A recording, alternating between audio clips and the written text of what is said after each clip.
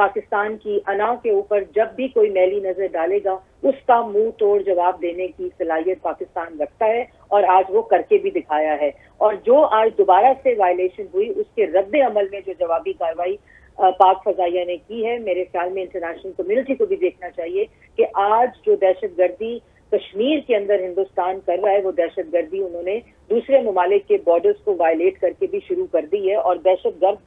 आज हिंदुस्तान को करार देना चाहिए इंटरनेशनल कम्युनिटी को। और ये एक वाज़ेह तौर पे फर्क था कि कल जब हमला हुआ और उन्होंने उनकी इंट्रूजन हुई हमारी एयर स्पेस के अंदर, उसके बाद जिस किस्म का झूठ बोला गया हिंदुस्तान की तरफ से, उनके डिफेंस सेक्रेटरी की तरफ से, उनके वजीर आजम की तरफ से कि ये हमने कोई दहशतगर्दों का ग्रुप गिरा मार दिया है, मदरसा तबाह कर दिया है, लेकिन कुछ ही 2-3 घंटे के बाद उनकी असल हकीकत जो है वो सामने आई। अच्छा मरियम साहिबा, आप इसको किस तरह से देखती हैं? कितनी बड़ी शर्मिंदगी का बायस है ये बात इंडिया के लिए कि हमारे जब फौजी हालत जंग में होते हैं तो कोई भी गाजी नहीं बनना चाहता, सब शहीद होना चाहते हैं, यही जज्बा होता है। लेकिन आज हमने उनके पायलट को जिंदा गिरफ्तार कर लिया है और 2 की तलाश अभी जारी है, वो भी कुछ देर में पकड़े जाएंगे।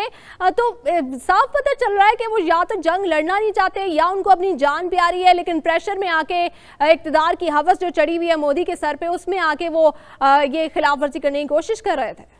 देखिए, इसमें तो कोई दूसरी राय और कोई शक ना रखे कि एक तो हमारी नडर बहादुर शहादत से सरशार, जो जज्बे से सरशार हमारी अफवाज है, और उसके अलावा पाकिस्तान का हर शहरी, पाकिस्तान पूरी बहसते कौम जिस वक्त हालत जंग में होती है तो वो हम लोग खुद पाकिस्तान के लिए, अपनी सालमियत के लिए लड़ने के लिए तैयार हैं। तो दुश्मन जो है वो आज उसको ये बात कैटेगोरिकली वाज़ेह तौर पर समझ आ गई होगी, क्योंकि कल जो अस्करी क़यादत की तरफ से, सियासी क़यादत की तरफ से, पार्लियामेंट की तरफ से एक मुत्तहिद आवाज़ अक्रॉस द बॉर्डर और इंटरनेशनल कम्युनिटी को भी गई है कि जब इस किस्म का मसला होगा, पाकिस्तान की सालमियत का मसला होगा, इस पे किसी किस्म का समझौता नहीं होगा और पाकिस्तान की कौम मुत्तहिद है और दुश्मन को जवाब देना जानती है। अच्छा मरियम साहिबा, कल जो पार्लियामेंट का सेशन होने जा रहा है उस हवाले से आप लोगों की जमात ने क्या तैयारी कर रखी है? क्या वजीर आजम इमरान खान, जिन पे अगर दूसरे हम इश्यूज़ की बात करें तो आप लोगों को अदम एतमाद भी होता है, कुछ इश्यूज़ भी होते हैं, गिले शिकवे भी होते हैं, लेकिन कल आप लोग उनको अगर कोई रेजोल्यूशन आती है तो मुकम्मल सपोर्ट करने जा रहे हैं?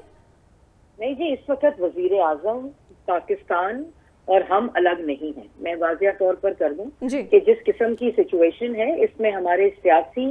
डिफरेंसेस हो सकते हैं, हमारी हुकूमत के ऊपर बहुत सारे तहफ़्फ़ुज़ात हो सकते हैं, लेकिन इस वक्त किसी किस्म की कोई भी फासला नहीं है रियासत पाकिस्तान और सियासी क़यादत के अंदर। हम सब एक हैं और दुश्मन का मिलकर मुत्तहिद होकर इसी तरह मुकाबला करेंगे जिस तरह का जवाब आज दिया गया है। अच्छा मरियम साहिबा, एक जंग तो हमें सरहदों पे लड़नी है, सरहदों की हिफाजत के लिए, दिफाए वतन के लिए। एक जंग हमें खारिजा जो अफेयर्स हैं वहाँ पे लड़नी है, उस फ्रंट पे लड़नी है, डिप्लोमेटिकली लड़नी है। उसके लिए क्या आप लोग अपनी खिदमात, अपना ताउन देंगे हुकूमत को? क्योंकि आप लोग भी ये कहते हैं कि अभी ये हुकूमत नहीं है, इनको उतनी अंडरस्टैंडिंग नहीं है चीज़ों की, लेकिन आपकी जमात में, पीपल्स पार्टी में काफ़ी एक्सपीरियंस्ड और पुराने लोग मौजूद हैं।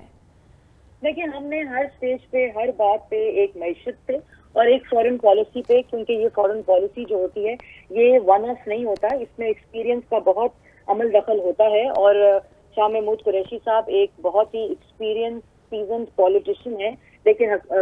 ऑपोजिशन ने हमेशा मईशत के ऊपर और फॉरेन पॉलिसी के ऊपर कभी भी सियासत करने की कोशिश नहीं की और हमेशा कहा है कि हमारी खिदमात भी हाजिर है, क्योंकि मसला पाकिस्तान की सालमियत का, पाकिस्तान के पाकिस्तान का मसला है, ये किसी सियासी जमात का मसला नहीं है। और हम बार बार कहते थे कि आप इसी तरह पार्लियामान को एतमाद में लें, पाकिस्तान की आवाम को एतमाद में लें, हम आपकी रहनुमाई का चश्मा बने।